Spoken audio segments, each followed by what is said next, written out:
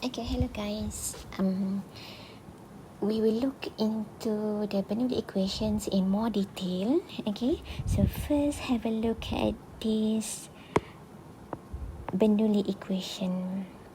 Okay, I hope by this time you guys aware already that our Bernoulli equation can be expressed in three kind of expression.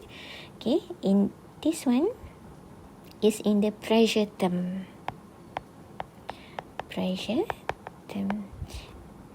Because as you can see, each terms inside your Bernoulli equation here, the unit of this term is in Pascal, this is also in Newton, in meter square,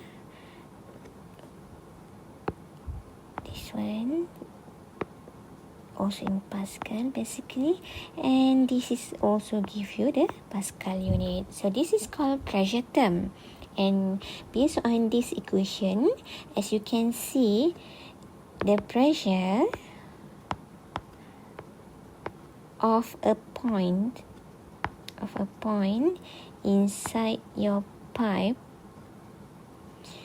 is actually equivalent to the total pressure of three contributors, which are static pressure, dynamic pressure, and hydrostatic pressure. So what is the differences between all these pressures? Okay, first, the first term, this is called static pressure. In a layman term, is the pressure that you exert when the fluid is not moving. Okay, so if this particle here, you consider that as a static, meaning that it's not flowing, that point is still exerting pressure from the surrounding and even from the other particles around it. Okay, so that pressure is called static pressure. In a more difficult sentence, it says here does not incorporate any dynamic effect, meaning that it's not moving. It represents the actual P of the fluid, which is the same as P used in thermodynamics and property tables. What does it mean by that? If let's say you are told that the pressure there, you have a tank and then you have a gauge attached to the tank, and the P shows that the pressure inside the tank is 100 kilopascal. That is the static pressure. Okay, so the one that being used in our property tables, both in thermodynamics and fluid mechanics, are actually referring to the static pressure. Okay, and then the second term in your equation here is called dynamic pressure. Okay, it is the pressure that increase when the fluid stop isentropically. Okay, now our previous part is where we consider the particle itself here is static. Then it's flowing. So it flows from that point to a new point somewhere here. Okay, so because of the movement, you have the pressure difference, which is contributed by the velocity difference. Okay,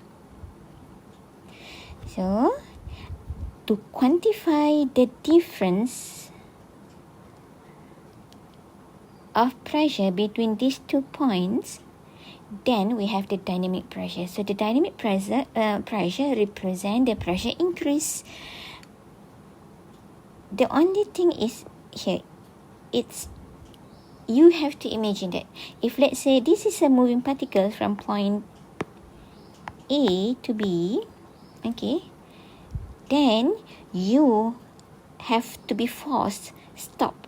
You are stopped, okay, at this point B. So when you are stopped, you have a lot of energy because you are moving. Suddenly you hit a wall. Okay, this is you. You have all the energies. You are walking. Suddenly you hit a wall, but you yourself have the energy. Okay, so what happened there when you hit the wall? Okay, because you need to convert the energy. Energy is being conserved. Okay, you cannot transfer the energy to the wall. Okay, so that's why the pressure at this particle will increase. Okay, so that is called dynamic pressure. Okay, and the last one is the simplest one, which is the pressure due to elevation different. Okay, it only accounts for the elevation effect. It can be physical elevation difference. If you can, your particle is moving from this level to the second level, or it can due to the properties of the liquid itself. For example, you have more viscous liquid up there, less viscous liquid used in the pipe down there. Okay, so that is the hydrostatic pressure. Okay, there is a good reminder here. It says that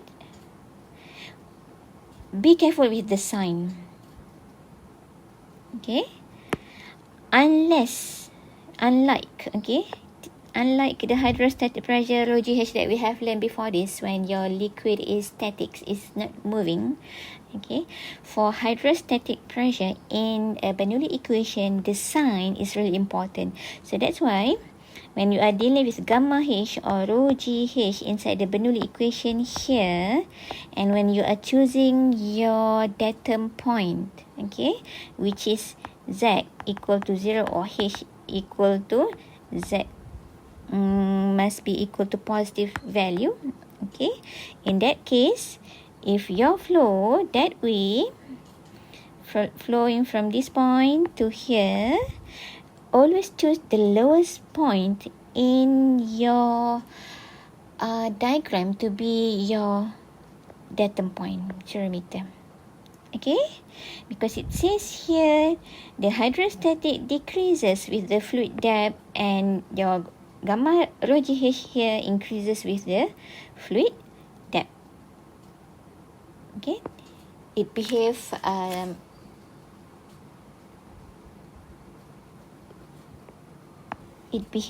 differently. Okay, so again, choose your lowest point in the diagram to be your 0 meter.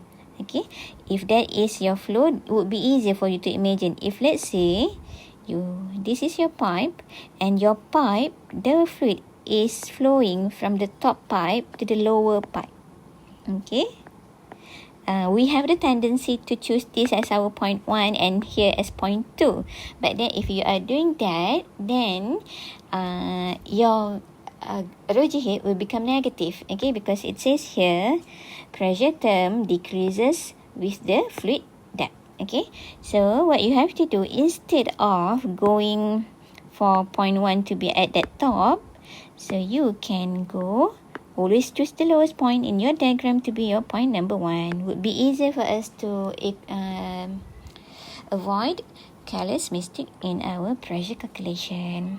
Okay, so the total pressure, again, to sum up, is the summation of static, dynamic and hydrostatic pressure. Okay, so at one point here, it's contributed by these 3 pressure. Okay, next, the stagnation pressure. This is just a matter of using the terminology to differentiate the types of pressure. Okay, if you don't remember all the keywords, then I think no major effect for you to understand this topic. Okay, stagnation pressure. What is stagnation pressure? It's the sum of static and dynamic when it is bring to a stop isentropically. Okay, to understand that, we have a look at this diagram. Okay, what happened here, what you have here is actually a pipe.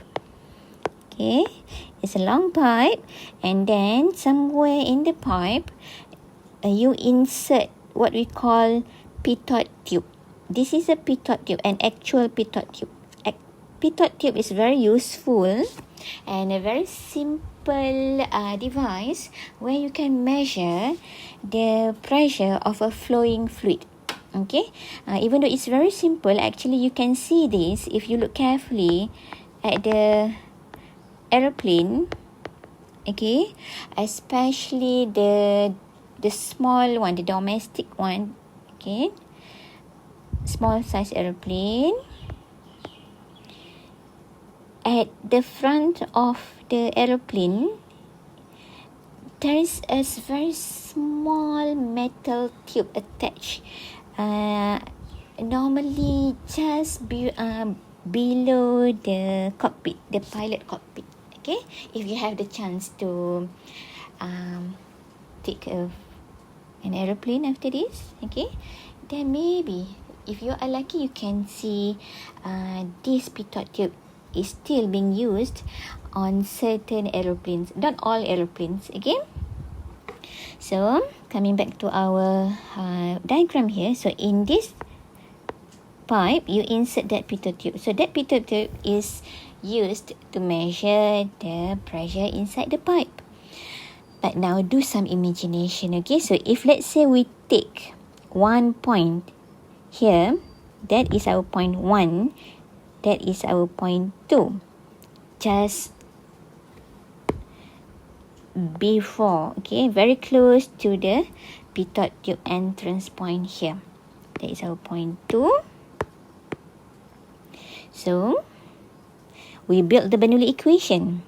So you will have P1 over gamma plus V1 square over 2G plus Z1 equal to P2, which is that point, over gamma plus V2 square over 2G plus Z2.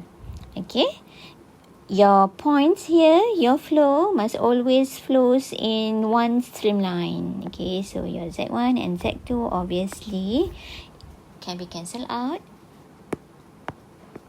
And then you will have, of course, your P1 and P2 cannot be cancelled out. Okay, at any point inside your pipe, there is a pressure. But here, at point 2, okay, what happened there? That is your pitot tube. Okay, your solid pitot tube. And then your flow is there. Okay, the same concept. Imagine that there is a particles flowing towards that pitot tube. And suddenly that particle here hit an obstacle. Okay, so it will stop. The particle will stop. Imagination, okay, it will stop for a while before it will divert its direction along the pitot tube. Okay, because of that, the velocity at that point become exactly 0 meter per second. Okay, so here you can cancel out. So whenever your fluid approach a pitot tube or a stagnation piezometer, or any solid wall, okay, in the flow, then the velocity become 0. Okay, so with this, you can simplify back your equation here. So you will get V1 is equal to P2 over gamma minus P1 over gamma. And so we rearrange that. Your V1 is equal to 2G times with P2 over gamma minus P1 over gamma and square root. Okay, and P2 is not equal to 0. Only the velocity becomes 0, but not the pressure. The pressure is still there. Okay, so but we know that the particles there is not moving anymore. So that's why it's called P stagnation. Just to represent that at this P, your velocity is equal to 0. So when you see a P stagnation mentioned in your question, it says that the velocity at that point is actually equal to 0 meter per second. Okay? So the velocity at point 1 there is being calculated by this one, this equation. Where do we get our P stagnation and P1? As you can see in the diagram here, actually, your P is measured by this thing. That is your P before, P after. Okay?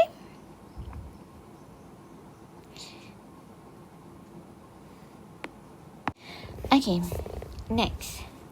It is important for you to take note that when we are dealing with fluid, always imagine that your fluid is actually flowing in streamlines. All these white lines here, okay, is called streamline. Okay, the particles, even though particles in fluid scattered a bit from the one in solid, okay, but actually when it's moving in a very organized movement, which is in streamlines. Okay.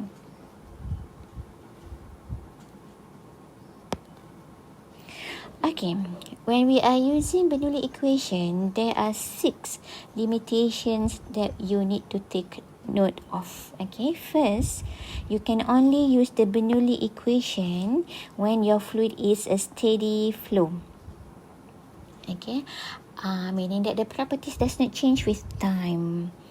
And then it must be this one, properties, which is density, viscosity, your T, your space volume is constant over time. Okay, and then secondly, it must be frictionless flow. Okay, frictionless flow. That is why Bernoulli equation is the ideal equation when we are analyzing fluid. Okay. Recall back the no slip condition phenomenon. Okay, because of the viscous effect or the rotational region. Okay,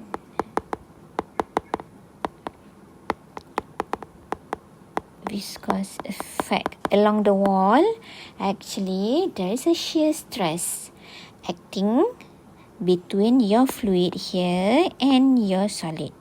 Okay, in actual application, if your pipe is not smooth enough, then you will encounter some friction.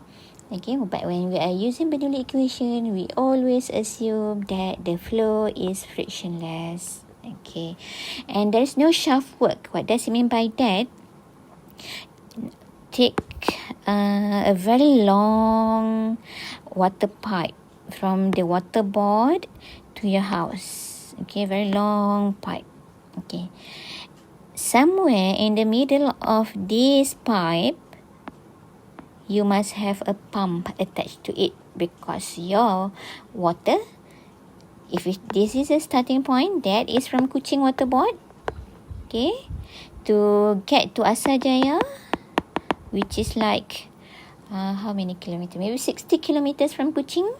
Okay, you will have the pressure loss, in which your P2 is smaller than P1. Okay, so at certain point, as you can see, there is a need for us to install pump, so that you can increase back the pressure here before it go to your housing area or to your kampung. Okay, so if let's say between all those pipes you have shaft work or pump or turbine installed, then the Bernoulli equation is not applicable in flow section that involve all those machines. Okay, why? Because as we see here, we have to imagine that your water or your liquid is flowing in a very beautiful streamline like this, the white color lines. Okay, but when you put something's additional propeller there. Okay, our turbine have propeller. Okay, the propeller is rotating. So what happened there at this part here? Imagine that is your propeller of your pump or turbine. So the streamlines here won't be in order. Okay, we will have like what can we call as vortices or rotational flow in this green part. Okay, so this point number 3 actually related to our 6th limitation, which is your flow. When you want to use Bernoulli equation, it must be flow along a streamline. Okay, but remember that when the region of the flow is irrotational and there is a negligibly small vorticity in the flow field, then Bernoulli equation become applicable across streamlines as well. Okay. Example, you have a very big pipe. Okay, the rotational flow only occurs at the side of the wall. Okay, this is a very big pipe. Okay, so in between these two surfaces, the flow is actually irrotational flow. What is by the way, what is irrotational and rotational?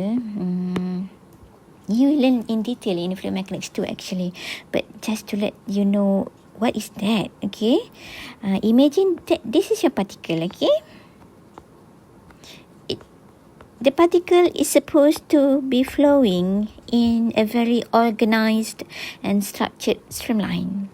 Okay, so we put a smiley there.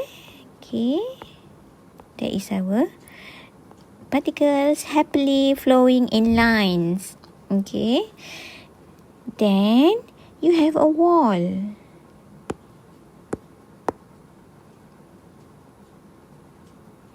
You have a wall there. So what happened? Again, at the wall there, you have the no slip condition where the velocity becomes 0 meter per second. So now you are happily there. Imagine now that happy face is here.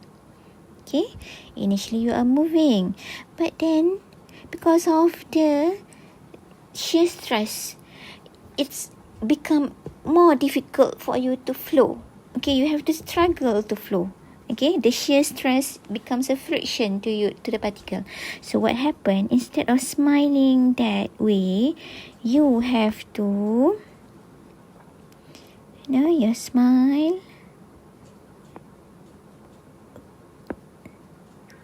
Turn that way. And then as it goes further along the line, your smile, okay, shifted.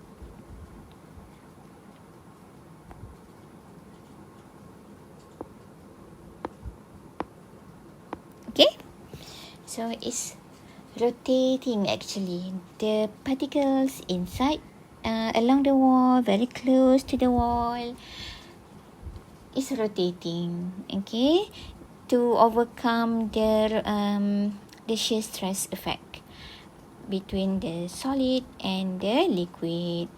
Okay, oops. Now,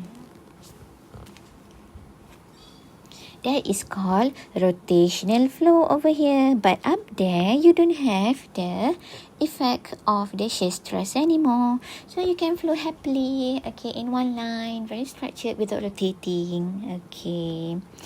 Okay, the next limitation is your flow must always incompressible. That is very clear.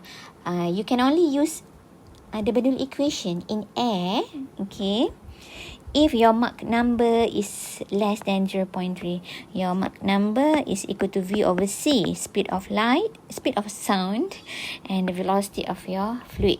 Okay, if your Mach number is is low, which is 0.3, the rule of thumb, then you can use that. If your air is moving at very high velocity, okay, or being pressurized, so that your Mach number increased, in that case you cannot use Bernoulli equation. Okay, other than that, if it's a liquid, then you can always use the Bernoulli equation. Okay, the last limitation is no heat transfer. Okay, take your pipe again here, no heater suddenly being installed. Okay, for example, in your air conditioning system, okay, you cannot apply the Bernoulli equation there because you have the heat rejection and also the heat addition.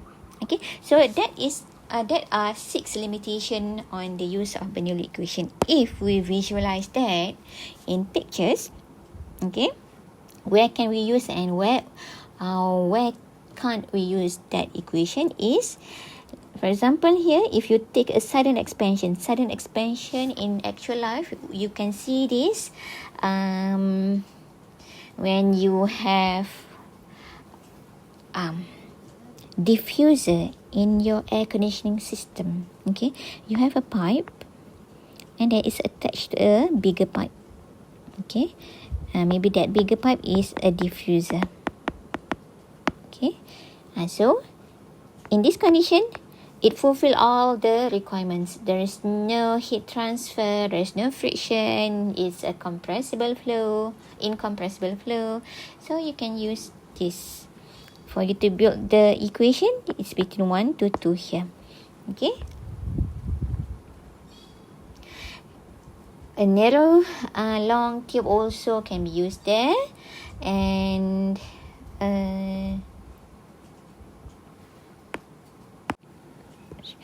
a narrow long tube cannot be used again because as you can see, that is very small. You have a very small pipe. Over here, that is your friction effect, and over here also your frictional effect. Very small pipe, so you cannot use in that condition.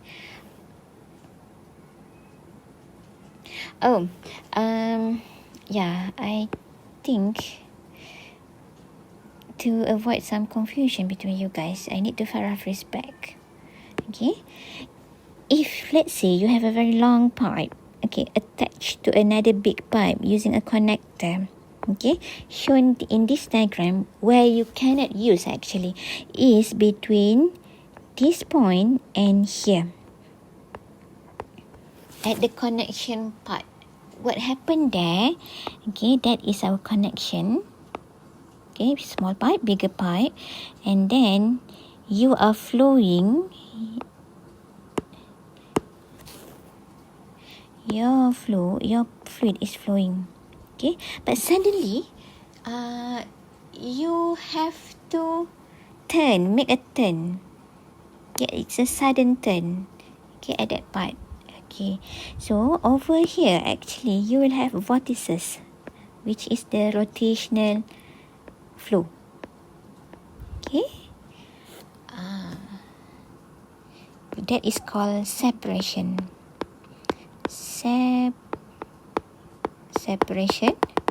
flow. Okay, so if you are talking about this point here and that point there, your point 1 and point 2, this is an enlarged diagram. Okay, but if you are talking about this part, then your Bernoulli equation is not applicable because it's you have the rotational movement there. Okay, but what you can do, instead of taking this as your points, you can take a bit further downward there to be your point 1 and a bit further upward there as your point 2, because at these 2 points the rotational flow, the effect of the rotational flow is less significant, no more there. Okay, your particle fluid, okay, can is now moving in order in streamlines.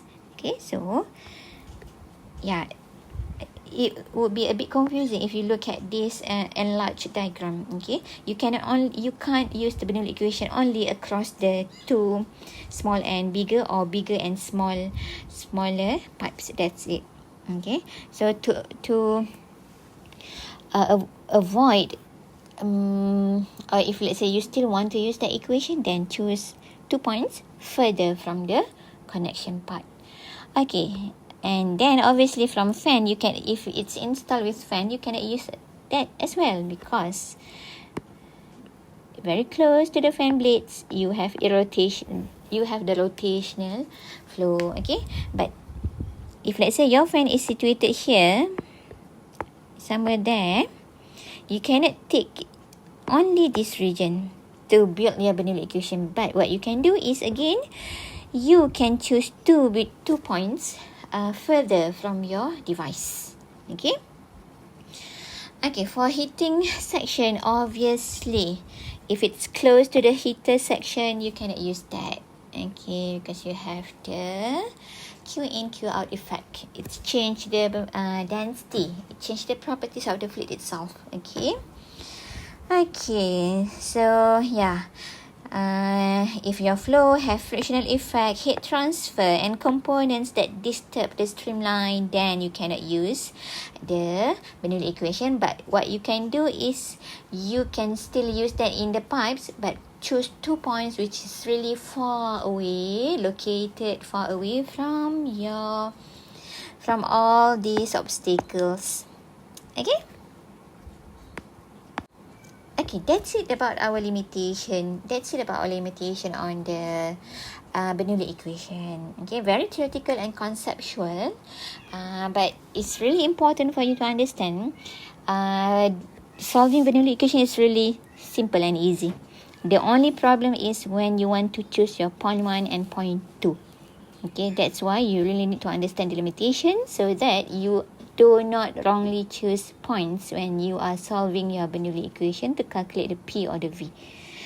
Okay, with that, we are done for this part. I will see you again in our next video.